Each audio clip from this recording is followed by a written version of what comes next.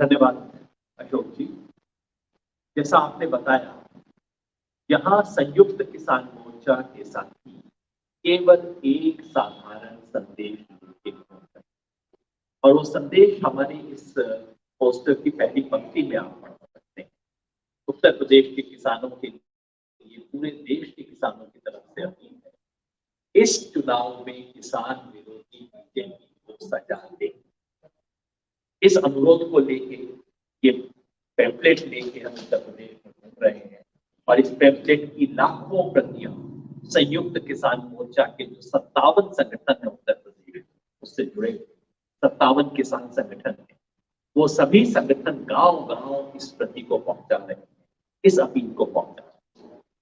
अशोक जी ने बताया कि हमें ये निर्णय लेने पे मजबूर क्यों होना पड़ा, क्योंकि किसानों को जो वायदे करके, जो लिखित वायदे करके 9 दिसंबर 2021 को इस आंदोलन को मोर्चे को उठाया गया, उसमें से एक भी लिखित वादे की पालना सरकार ने नहीं की है। ना तो किसानों के साथ वो एमएसपी की कमेटी बनी, न ही किसानों के जो केस वापस होने थे वो केस वापस हुए, न ही शहीदों को मुआवजा दिया गया और किसानों की जो मांग थी कि अजय मिश्र टेनी को बर्खास्त किया जाए, उन्हें गिरफ्तार किया जाए, वो नहीं। ये सरकार धोखे की सरकार है। इन्हें लगता था कि एक बार किसान मोर्चा उठा दिया, उसके बाद किसने चिट्ठी देखी जाएगी, बस एक बार बोल दो, किसी तरह से उठा दो, बाद में देखते हैं। किसान ये कहने के लिए आ जाए कि हमें याद है आपने क्या कहा, हम हर धोखे को याद करते हैं और हर धोखा देने वाले को हम सबक सिखाते हैं। यही बात आज उत्तर प्रदेश भारतीय जनता पार्टी के मैनिफेस्टो पे लागू, जिसे उन्होंने कहा है लोक कल्याण संकल्प पत्र। इतना सुंदर नाम। दरअसल ये लोक लुभावन धोखा पत्र, शायद बीजेपी वालों को लगता है कि नया मैनिफेस्टो है, 5 साल पुराने मैनिफेस्टो को किसने देखा होगा। लेकिन दुर्भाग्य उनका ये है कि ना सिर्फ हमने देखा, बल्कि एक छोटी सी पुस्तिका बना के इस बीजेपी ने 5 साल पहले भी जो संकल्प पत्र जारी किया था, उन संकल्पों का क्या हश्र हुआ और पिछले 5 वर्ष में उत्तर प्रदेश में किसानों की क्या दुर्दशा, उसका पूरा चित्रण हमने इस संकल्प पत्र, इस पुस्तिका में किया। और इस पुस्तिका को आप देखेंगे तो आपको पता लगेगा कि आज जो इतने सुंदर सुंदर वादे किए जा रहे हैं, इससे पहले क्या वादे कर चुके हैं और इसकी हकीकत क्या है। सरकार आज कहती है, भारतीय जनता पार्टी आज के अपने घोषणा पत्र में कहती है किसान को 14 दिन के अंदर गन्ने का पैसा दिया जाएगा, ब्याज भी दिया जाएगा। हमारे साथी आपको विस्तार से बताएंगे।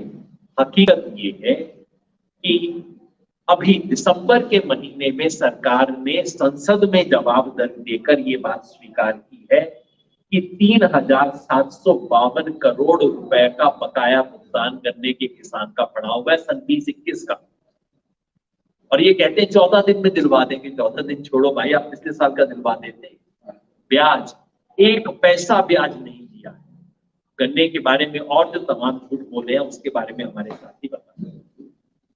वायदा किया है कि उत्तर प्रदेश में एक नई योजना किसानों के लिए, सिंचाई योजना एक नई लाई जाएगी। कृषि, एक 5,000 करोड़ रुपए का मुख्यमंत्री कृषि सिंचाई कोष बनाया जाएगा। बहुत अच्छी बात है साहब। आपको पता है पिछली बार क्या था? पिछली बार इन्होंने कहा था 20,000 करोड़ रुपए का मुख्यमंत्री सिंचाई कोष बनाया जाएगा। बना? नहीं बना। बस 20,000 घट के 5,000 हो गए। पता नहीं कैसे हो गए, पता नहीं। पिछली बार वायदा कर रहे हैं कि दूध पे एक फंड बनेगा और उससे 1,000 करोड़ रुपए का फंड बनेगा और उससे दुग्ध क्रांति आ जाएगी उत्तर प्रदेश में। पिछली बार क्या कहा था? पिछली बार भी यही कहा था कि दुग्ध क्रांति आ जाएगी उत्तर प्रदेश में और उसके लिए कहा था 15 करोड़ का हम एक फंड बनाएंगे। फंड बना, 1 पैसा उस फंड में से यूटिलाइज नहीं हुआ, उसको बजट में से ड्रॉप कर दिया बाद में। ऐसी दुग्ध क्रांति यहाँ पे आएगी।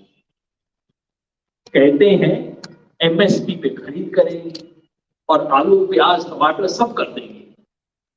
पिछली बार भी कहा था एमएसपी पे खरीद करेंगे। सच्चाई हमारे साथी बताएंगे, एक एक फसल का एक एक साल का। मोटी सच्चाई ये है कि धान की फसल की 1/3 से ज्यादा खरीद कभी नहीं हुई और गेहूं की तो 1/6 खरीद भी कभी नहीं हुई। ये इनकी सच्चाई है। और आज कहते हैं कि आलू प्याज और साथ में टमाटर भी जोड़ दिया है, इसकी खरीद की जाएगी। अच्छी बात है साहब। पिछली बार क्या वादा था?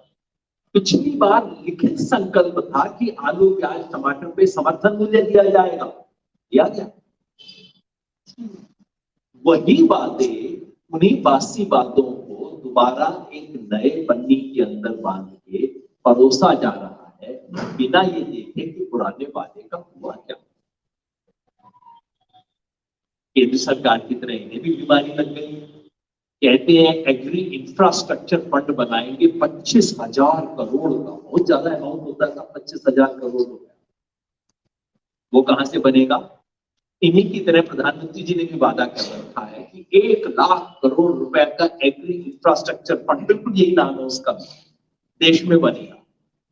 उस वादे को 3 साल हो गए। देश में पता है कितना अब तक हुआ है? 1,00,000 करोड़ रुपए का एग्री इंफ्रास्ट्रक्चर फंड देश में बनना था। अब तक 2,600 करोड़ रुपया खर्च उसके अंदर कमी हुआ है, उससे फालतू कुछ नहीं हुआ। बोल दिया पिछले साल कि 6, पिछली बार बोला था 6 एग्रो प्रोसेसिंग पार्क बनाए जाएंगे। क्या बोलते हैं इसे? फूड प्रोसेसिंग पार्क बनेंगे 6। कितने बने? 0। इस बार वायदा किया है 6 पार्क बना। 6 का फिगर नहीं बनता है, आप किया 0, तब भी 6, आज भी 6 कह दिया। इस बार कहा है किसान को सोलर पंप, कुसुम योजना के अंदर सोलर पंप दिए जाएंगे। भाई ऐसा ही कुछ वायदा आपने पिछली बार भी किया था। वो क्या था? किसान को एनर्जी एफिशिएंट पंप दिए जाएंगे। कितने देने थे? 10 लाख 2022 तक। कितने दिए? 6,000। इनके आंकड़े, हमारे आंकड़े नहीं, सब सरकारी आंकड़े हैं। ये सच्चाई है। कब तक किसान को ठगो? वो जमाना चला गया जब किसान आपके कागज पढ़ नहीं सकता। आज किसान के बच्चे आपके कागज पढ़ सकते हैं, आपके कागज का झूठ जानते हैं। और काठ की हांडी एक बार आग पे चढ़ गई, बार बार काठ की हांडी आग पे नहीं चढ़ी। मैं बाकी साथियों से अनुरोध करूंगा कि उसके एक एक पक्ष पे थोड़ा विस्तार से नहीं, संक्षेप में ही, लेकिन कुछ पक्षों पे प्रकाश डालने की जरूरत है, क्योंकि बार बार भारतीय जनता पार्टी इस पे झूठ बोल के किनारे हो लेती है। तो पहले मैं कहूंगा मनीष भाई से कि गन्ने के बारे में सरकार ने जो वायदे किए उसके बारे में संक्षेप में उसका सच बताएं। मैसेज हमारी बात आ गई। कोई भी प्रश्न उत्तर आपके मन में हो, मैं एक बार फिर स्पष्ट कर दूं कि हमारी ये तो स्पष्ट अपील है कि भारतीय जनता पार्टी को सजा दें, लेकिन मैं फिर स्पष्ट कर दूं, ना हम किसी पार्टी के पक्ष में प्रचार कर रहे हैं, ना किसी पार्टी के पक्ष में वोट देने की अपील। सामने विकल्प क्या है? भाजपा को हराने की अपील तो आपने कर दी और उसके कारण भी बता दिए कि क्यों हरानी। उसके बाद दूसरी सरकार आ गई, क्या आप उसकी गारंटी लेंगे कि जनता ने दूसरी गारंटी को, सरकार को चुन लिया और वो किसानों की समस्या या सामाजिक समस्याओं को निराकरण करेगी?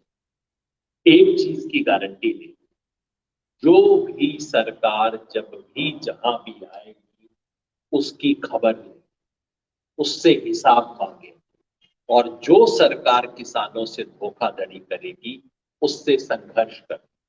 संयुक्त किसान मोर्चा से जुड़े हुए संगठनों का कम से कम ये ट्रैक रिकॉर्ड रहा है। पंजाब से जब आए तो कहा गया बीजेपी विरोधी है। मैंने याद दिलाया भैया उससे कुछ महीना पहले हमने अमरिंदर सिंह के घर के बाहर भी डेरा डाला। हरियाणा में हमने सरकार की बाजरा नीति पे प्रश्न उठाया, तो राजस्थान में जाके भी वहां की सरकार के बारे में प्रश्न उठाया। तो संयुक्त किसान मोर्चा किसी एक पार्टी विशेष के लिए या किसी और पार्टी विशेष के लिए प्रचार का मोर्चा नहीं है। ये आपात धर्म के रूप में, जिस तरह से हमने बंगाल में किया था, बंगाल में भी हमने यही किया था, जाके कहा था किसान विरोधी भाजपा को सजा दो, किसे वोट दो हमें मतलब नहीं है, किस तरह से सजा दो, वोटर खुद समझदार है, हमसे ज्यादा जानता है, स्थानीय परिस्थिति वो हमसे बेहतर समझता है, वो करेगा। हम किसी पार्टी की गारंटी तो नहीं लेंगे, लेकिन हम संघर्ष करेंगे हर किसान विरोधी पार्टी और हर किसान विरोधी नीति की, इसकी गारंटी हम जरूर ले सकते हैं।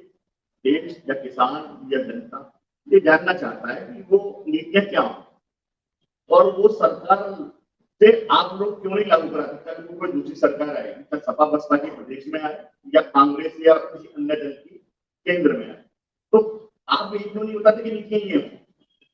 हमने तो बताया, हमने स्पष्ट, जैसा अशोक जी ने बताया, संयुक्त किसान मोर्चा ने ऑफिशियली कहा है कि 3 कानून तो हट गए, लेकिन वो तो हमारी नेगेटिव डिमांड थी कि भाई ये मुसीबत हमारे सर पे आन पड़ी, उसको हटाओ, लेकिन न्यूनतम समर्थन मूल्य की कानूनी गारंटी दिए बिना इस देश के किसान का कल्याण नहीं हो सकता। हम चाहते हैं कि किसान को जो न्यूनतम समर्थन मूल्य सरकार घोषित करती है, हालांकि हम मानते हैं कि वो जरूरत से कम है, लेकिन हम कहते हैं चलिए जो न्यूनतम समर्थन मूल्य आप घोषित करते हैं, आप उसको अपने मुंह से न्यूनतम बोलते हैं, यानी कि किसान को कम से कम इतना तो मिलना ही चाहिए, वही दिलवा दो।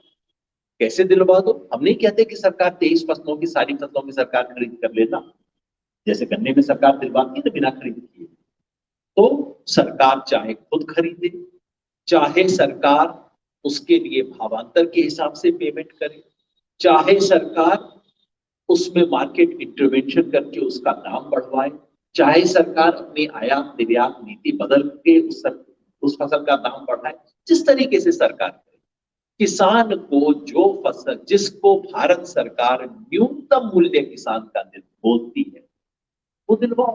और ये बस वैसी ही मांग है जैसा कि कोई मजदूर कहे कि भाई मुझे न्यूनतम मजदूरी दिलवाओ, बस हम उतना कहते हैं, कम से कम ये कर दीजिए। ये जो आय दुगनी कर देंगे जैसे जुमले हमें मत सुनाइए, हमें पता है इससे कुछ नहीं मिलेगा। किसान को दान नहीं चाहिए, दाम चाहिए, और दाम क्या हो बिल्कुल स्पष्ट नीति बताते हैं, लागू करें, और जो पार्टी आएगी सबसे मांग करेंगे और जो लागू नहीं करेगी सबके खिलाफ संघर्ष। योगेंद्र जी, क्या आम चुनाव में आपका मोर्चा किसी राजनीतिक दल को समर्थन दे रहा है? आम चुनाव मतलब जो 24 का विधानसभा में, मैं बिल्कुल स्पष्ट कर दूं, संयुक्त किसान मोर्चा की तरफ से ये तो हमने बिल्कुल क्लियरली कहा है कि इस चुनाव में किसान विरोधी बीजेपी को सजा दें। ये हमें कहना पड़ा है, हर चुनाव में जाके हम नहीं कहते हैं, लेकिन जिस तरह से इन्होंने हमारे साथ धोखाधड़ी की, जिस तरह से अपने तमाम लिखित वायदों को भूल गए और जिस तरह से अपने मैनिफेस्टो को इन्होंने भुला दिया है, इसलिए हमें ये घोषणा करनी पड़ी है। लेकिन जिसका मतलब ये नहीं है कि हम किसी पार्टी के पक्ष में बोल रहे हैं, किसी पार्टी के लिए वोट की अपील कर रहे हैं। आज उत्तर प्रदेश में हर कॉन्स्टिट्यूएंसी में लोगों के पास भाजपा के विरुद्ध कम से कम 3-4 विकल्प तो है, वो हमसे ज्यादा समझदार है, उन 3-4 में से कौन सा कहाँ सूट करता है वो खुद उसका फैसला कर लेंगे, हमसे बेहतर फैसला। आपकी राय संयुक्त किसान मोर्चा के प्रतिनिधि के रूप में आपकी ये राय जरूर किसानों के बीच में जानी चाहिए कि मेरी राय में ये उचित है। मेरी व्यक्तिगत राय तो कुछ भी हो सकती है, संयुक्त किसान मोर्चा की राय नहीं है, और ये बहुत महत्वपूर्ण है। व्यक्तिगत राय तो हाँ मैं बताऊंगा, संयुक्त किसान मोर्चा की मैंने से तो नहीं बताऊंगा, व्यक्तिगत राय तो मैं बता सकता हूँ, एक एक पार्टी के बारे में मेरा विश्लेषण हो सकता है क्या वो, लेकिन संयुक्त किसान मोर्चा है वो तो आप मेरे मुंह में शब्द डालने की कोशिश भी करेंगे तो मैं इतना तो समझदार हूँ, मैं तो नहीं करूंगा। किसानों की बात कर रहे हैं, किसान ये जरूर आपसे जानना चाहता है, जब वो किसान के इतने हितैषी है मोर्चा, तो किसान आपसे ये भी जानना चाहता है कि हमें कौन दिला सकता है, आपने इतना एनालिसिस किया है, इतना विश्लेषण किया है सब सरकारों पर, तो किसान आपसे ये भी नहीं जान सकता कि सर हमें रास्ता दिखाइए। किसान हमसे पूछ सकता है, हम हाथ जोड़ के कहेंगे बाबा जो हमें समझ आता है उतना हमने बोल दिया, आगे आप समझदार हो, आप आगे तो देख लो, किसान देख लेता है जबकि आपकी भाजपा से डरे हुए जी, आपकी भाजपा से डरे हुए हैं। अरे भाजपा से डरे होते तो ये बोलते हैं, भाजपा से डरे होते तो ये बोलते हैं। अगर आप ये मान के चलते हैं कि जब तक किसी का समर्थन नहीं करेंगे तब तक भाजपा से डरे हुए हैं, ये तो बहुत ही अच्छी इंटरप्रिटेशन है। मैं मतलब आपका, अगर आप कल को ये लिखेंगे कि भाजपा ने अपने, मेरे को उम्मीद है पत्रकार के तौर पे आप जरूर लिखेंगे कि भाजपा ने अपने सारे वादे कैसे जुटला दिए, फिर कोई आपसे पूछे अच्छा बताइए किसको वोट दें, आपने एक भी ये बात नहीं लिखी, नहीं तो आप भाजपा से डरे हुए हैं, वो कहने वाला व्यक्ति सच नहीं बोल रहा होगा ना। भाजपा से अगर डरे होते ना, इस तरह से घूमते नहीं, हर समय नहीं घूमते। और 26 नवंबर 2020 से लेके लगातार किसान आंदोलन ने जो किया, भाजपा किसान आंदोलन से डरी हुई जरूर रही है, किसान आंदोलन भाजपा से नहीं डरा। आप चाहते हैं कि हम किसी पार्टी का झंडा उठा लें, इस बैनर के तहत नहीं उठा। संयुक्त किसान मोर्चा ने स्पष्ट नीति बनाई है कि वो किसी भी दल के लिए वोट नहीं मांगेगा, और जिन साथियों ने संयुक्त किसान मोर्चे का नाम लेके पंजाब में चुनाव लड़ने का फैसला किया, अगले दिन हमने कहा कि वो मोर्चा के हिस्सा नहीं, क्योंकि ये मोर्चा वो काम करने के लिए नहीं बना। क्या आप ये मानते हैं एमएसपी स्टेट का मुद्दा है, सेंट्रल का मुद्दा है? एमएसपी पिछले 50 साल से केंद्र सरकार घोषित कर रही है। जब घोषित करने की केंद्र सरकार ने जिम्मेवारी ली, एमएसपी का निर्णय करने वाली एपीएमके सीएसीपी केंद्र सरकार की बॉडी है। और जब देश के प्रधानमंत्री छाती ठोक के कहते हैं एमएसपी थी, है और रहेगी, तो वो खुद ही घोषणा कर रहे हैं कि केंद्र का मुद्दा है। तो भाई केंद्र सरकार कर दे। अगर केंद्र के बजाय कोई राज्य सरकार कहती है कि नहीं केंद्र का मुद्दा नहीं है, हम दे देंगे, हम उसको फूलों का गुलदस्ता और भेज देंगे, भैया आप कर दो, जो मर्जी कर दो, दाएं हाथ से कर दो, बाएं हाथ से कर दो, मेरी जेब में उतना आना चाहिए जिसको आप न्यूनतम मूल्य कहते हो, पहुंचा दीजिए जैसे मर्जी पहुंचा दीजिए। क्या आपके मोर्चे ने टेरी के इस्तीफे की डिमांड की है? पहले दिन से की है। 3 अक्टूबर को ये कानून हुआ, और जैसे ही हमें 48 घंटे के अंदर इसके पूरे तथ्य पता लगे, तब से लगातार हमने न सिर्फ इस्तीफे की बल्कि उनकी गिरफ्तारी की मांग की है। एफआईआर में 3 जगह अजय मिश्र टेरी का नाम लिखा हुआ है। 120 बी के दोषी है। एसआईटी कहती है कि अजय मिश्र की वहां पे षड्यंत्र था, ये केवल उसके बेटे ने अचानक किसी को पे गाड़ी नहीं चला दी, इसके पीछे षड्यंत्र था। भाई तो षड्यंत्र था तो कोई षड्यंत्रकारी होगा ना, वो षड्यंत्रकारी कौन है, वो छुट्टा क्यों घूम रहा है? तो हमारी स्पष्ट मांग है, उन्हें गिरफ्तार किया जाना चाहिए, और केंद्रीय मंत्रिमंडल से तो बर्खास्त पहले दिन किया जाना चाहिए था, क्योंकि मंत्रिमंडल में होना या नहीं होना ये क्रिमिनल लायबिलिटी का मामला नहीं होता है, तो नैतिकता का मामला होता है। नैतिकता के आधार पे पहले दिन किया जाना चाहिए था, और वो ना करने का एक ही मतलब है कि चुनाव ज्यादा महत्वपूर्ण है, किसानों की मौत से क्या फर्क पड़ता है, इसलिए किसानों को अपना संदेश देना होगा। तो इसका मतलब आप अपनी मांग पूरी कराने में कामयाब रहे? बिल्कुल, हमने तो स्पष्ट कहा। हमने प्रधानमंत्री ने जब 3 मांग हमारी मांग ली, 3 कानून वापस ले लिए, उसके बाद हमने प्रधानमंत्री को चिट्ठी लिखकर 6 बकाया मांगे लिखी। उनमें से 3 पर सरकार की तरफ से जवाब मिला। अजय मिश्र टेरी वाले पे तो सरकार ने जवाब ही नहीं दिया, तो बिल्कुल स्पष्ट है। और हमने उस दिन भी बिल्कुल क्लियरली कहा था, जिस दिन हमने 9 तारीख को मोर्चा उठाया, हमने कहा था 3 चीजों पे सरकार ने जवाब दे दिया, इस पे विश्वास करके हम मोर्चा उठा रहे हैं। अजय मिश्र टेरी के सवाल पे सरकार ने कोई जवाब नहीं दिया, इस पे हम अपना संघर्ष जारी रखेंगे। संगठन भाजपा का समर्थन कर रहे हैं, अब वो किसान संगठन है या नहीं है तो आप जानते हो।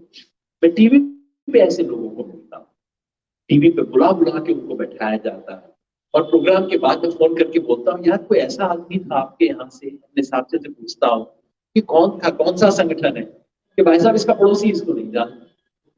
ये ऐसे लोग जिनका पड़ोसी उनको नहीं पहचानता, उनको ये किसान संगठन बना के पेश कर रहे हैं। हाँ, आरएसएस से जुड़ा हुआ भारतीय किसान संघ जरूर है, जो इस सरकार के प्रति प्रतिबद्ध है, वफादार है। मैं चाहता हूँ वफादार रहे। अगर भारतीय किसान संघ बीजेपी के लिए वफादार ना होगा तो कौन होगा दुनिया में विचारों के लिए?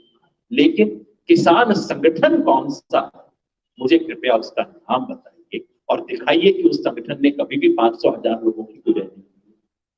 सच्चाई ये है, एक नहीं मिला तभी इनको माननी पड़ी ना। अगर इनको किसान संगठन के नाम पर लोगों को लेटर हेड बना बना के नेता करने की इतनी कोशिश करी, लेकिन वो दाल गली नहीं। किसान संगठनों को, किसान आंदोलन को तोड़ने की, उसमें दरार पैदा करने की तमाम कोशिशें नाकामयाब हो गई, तभी तो प्रधानमंत्री को माननी पड़ी बात। लेकिन किसानों का संघर्ष जारी है।